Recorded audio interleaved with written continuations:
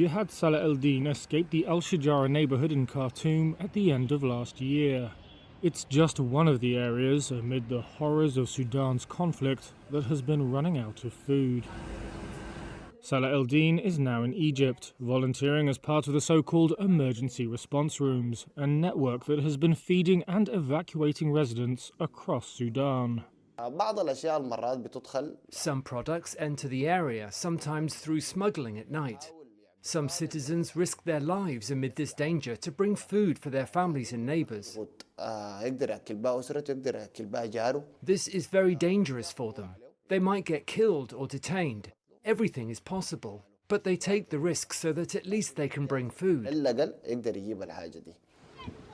number of Sudanese facing emergency levels of hunger, that's one stage before famine, has more than tripled in a year to almost 5 million. That's according to the globally recognized Food Security Index, the Integrated Food Security Phase Classification. In Darfur, in Western Sudan, some areas haven't received any aid since the Sudanese military and the paramilitary Rapid Support Forces went to war in April last year. Aid agencies say they haven't been able to deliver food to many areas, and they warn that hunger is set to worsen as Sudan's April to July lean season approaches, when food availability is low because farmers are planting.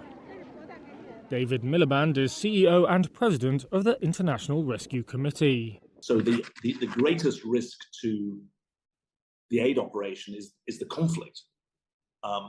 And the biggest losers are obviously the civilians who are suffering from conflict, but also from its consequences. And the food insecurity situation, the famine situation, the danger of famine situation is now a critical factor.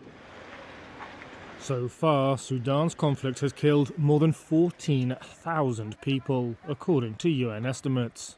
8 million have been driven from their homes in what is the world's largest displacement crisis. In the capital, hundreds of thousands of people face a daily struggle to find food.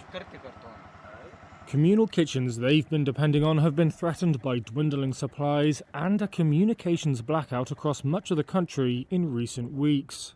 Without internet, they've been unable to receive donations via a mobile banking app. The emergency response rooms in Khartoum state said on March the 3rd that they'd been forced to shut 221 of these kitchens because of the blackout. Recently, some donations have started to trickle in, as volunteers gain sporadic access to the internet using billionaire Elon Musk's Starlink in some places. But little international aid is being deployed, as humanitarian agencies struggle to get the necessary entry and transport permits from authorities. According to a government statement on Wednesday, Sudan has agreed, for the first time, to take delivery of humanitarian aid via neighbouring Chad and South Sudan. The United States and the European Union have criticised both the army and the RSF for the breakdown in aid distribution. Sudan's military and the RSF did not respond to requests for comment for this report.